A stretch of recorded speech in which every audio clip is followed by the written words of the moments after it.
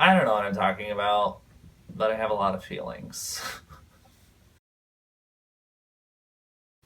Hello to the internet. My name's Craig Montgomery, and we're here to talk about the things that make you say, who even am I? Before I get into the topic that I want to talk about today, I just wanted to really say thank you for all of the positive interaction that came out of the video that I put out last week. It was a lot of fun to do and to share with you guys, and there was just a really good response to it. You all watched it, and I heard a lot of really nice things about people resonating with it, and it was just great. So thank you so much. That was really, really nice, because I was kind of scared about putting that one out there. All right, so today I wanted to talk about abundance versus scarcity in terms of emotional landscape, kind of. So I'm gonna unpack that a little bit. I'm going to talk about the abundance side more so than the scarcity side, because I have a lot of opinions about the scarcity side, and I don't really have the emotional space to move through them right now. I'm a little tired. In terms of emotional landscape, what I mean when I talk about scarcity versus abundance is, or I guess what I'm talking about specifically, would be more towards how we choose to interact with other people. So something that I learned pretty quickly in my life, because I was homeschooled originally, and so I was socialized very late in life. I was, I believe, 11 years old when I moved into public school systems, and that was the first time I was around peers that were my own age. And so I had a lot of catching up to do in terms of how to interact with kids that were my actual peers, and there were all of these social dynamics that were already established by the time that I was introduced to these children. And it was very complex and different and scary and weird, and there's just a lot of things going on. So something that I didn't really have this terminology back then, but it's something that I've witnessed moving forward in my life up into today, that I've kind of paid a lot of attention to because I've seen what it can do. And so this is the small piece of scarcity that I'm going to be talking about.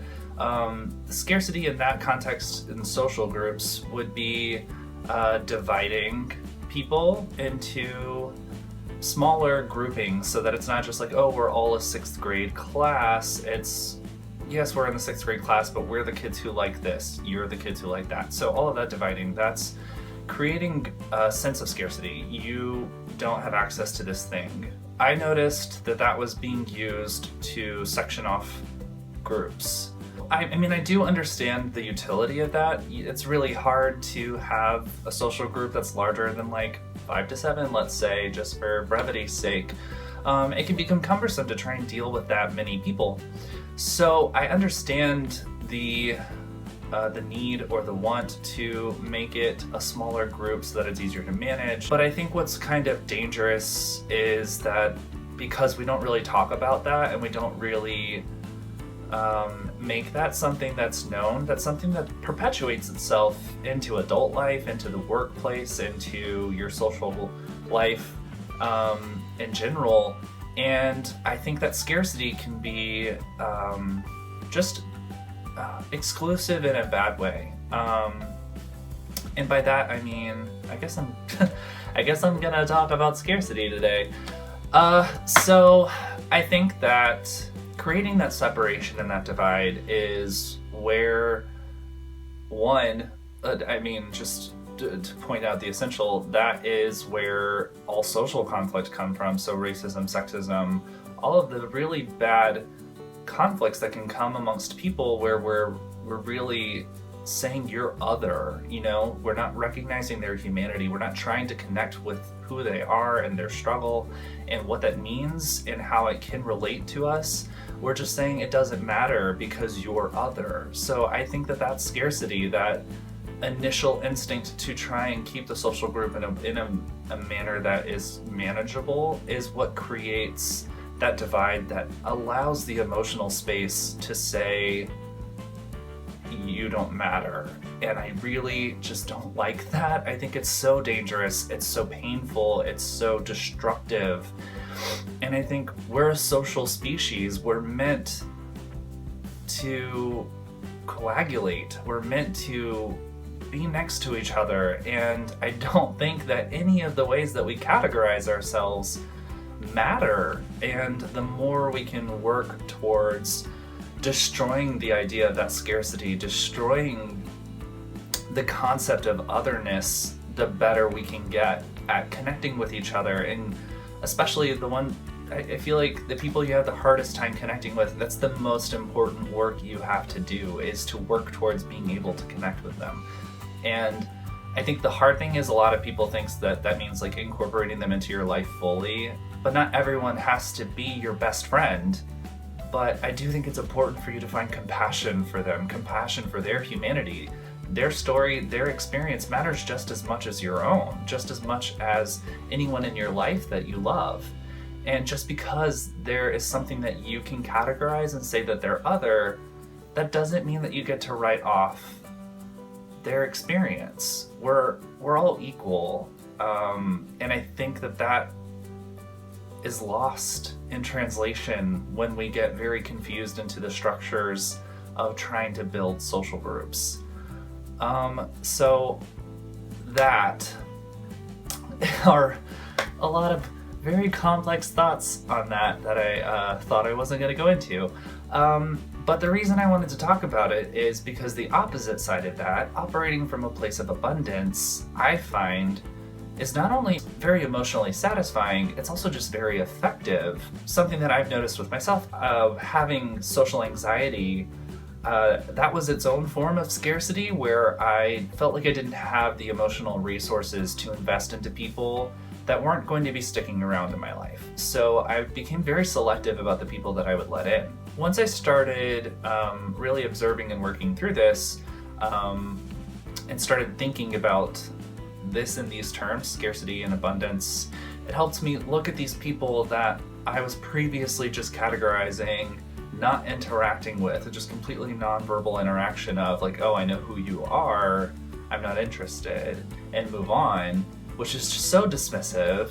And I think that's a hard thing to admit. I used to have a lot of shame about that because obviously that's not very kind. It's not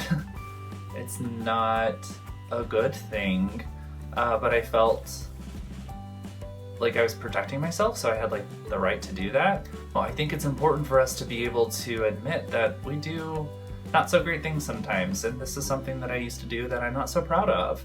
I used to be very dismissive of people. So something that I've been really moving towards in most of my videos is talking about resiliency, which is a complex idea, but I think it applies to just so much of what we do. But in this sense, I think building resiliency is understanding that when we connect with people, those connections are sometimes going to be fleeting, and that's okay. There's beauty in something that's temporary, and it's not always a bad thing. It's not a bad thing at all. It's a beautiful thing to be able to connect with someone and have a real moment and then continue on with your life. I think that is great. It doesn't need to be permanent in order to matter. And that's a concept that I really struggled with for a long time. I think it's a concept that a lot of us struggle with. And I think being able to find the value in those small moments of connection with someone who you know is not going to stick around makes life so much more rich, and it helps create an atmosphere of love and kindness and acceptance in our social community. And that matters. That changes the world, because what we experience is really that atmosphere. It's that space that's moving between two people at all times.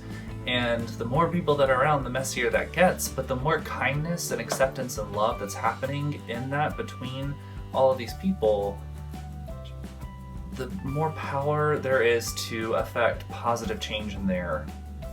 And if me smiling at a stranger boosts their spirits and moves them through their day to do something great, and then they pass that on to somebody else, I really think that exchange matters. I think it exists. I think it's so important.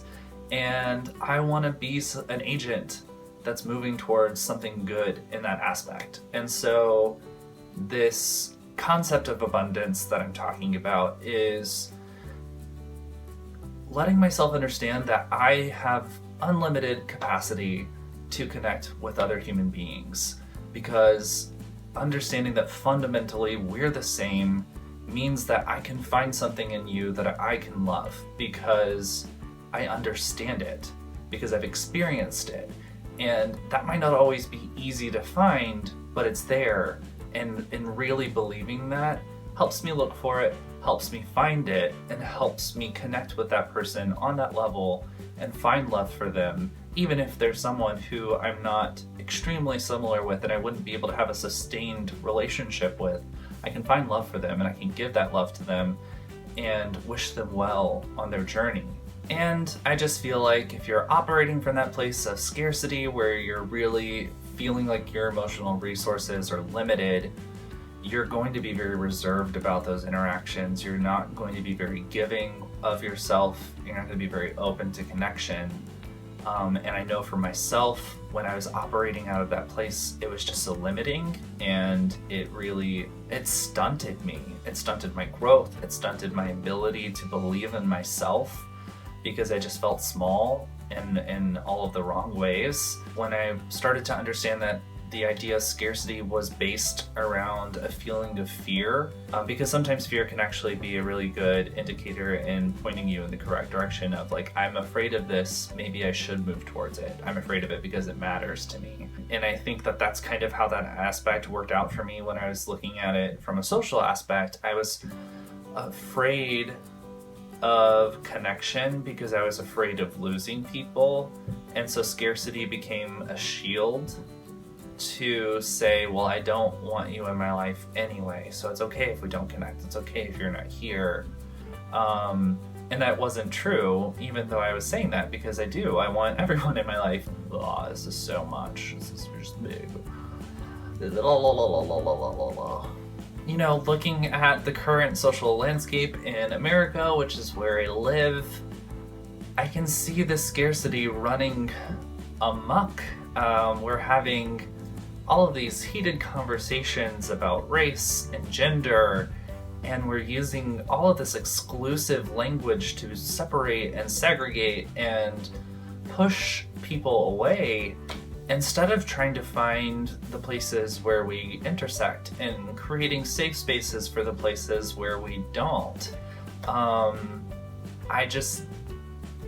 It's painful and sad to see it happen and to see all of the confusion and distrust and hatred that boils up from people just believing that we're fundamentally different. And I understand that there are opinions and there's politics and there are religious beliefs and all of these things that people have the right to feel, but I just don't understand how any of those things can be put over the fact that we're both human. If you put two people in a room and they can't find that space where they understand that we're the same species, genetically, emotionally, we're the same, I don't like that can happen. And I don't want that to be what happens. I want us to be pushing in the direction of being able to break down those walls and putting aside personal beliefs to at least say, I see that you are human, I respect that you are human, your life matters as much as mine. That has to happen. It has to happen. We have to get there. And I don't know. I guess this is my plea. This is my small, undeveloped thoughts on what's going on there, and I plan on thinking about it more and trying to develop this better in a way that I can present and hopefully affect people. But I don't know. I want that conversation to be happening. I want us to move.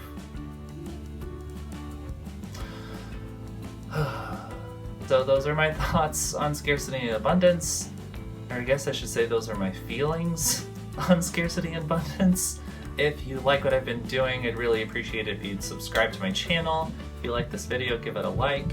and leave a comment about what you think about these concepts. If they don't make sense to you or if you think they're completely wrong, I'd love to hear other people's thoughts about it, because I'm really trying to move through this myself and develop better language and about it. So help me. Yeah, and as always, take care of yourself.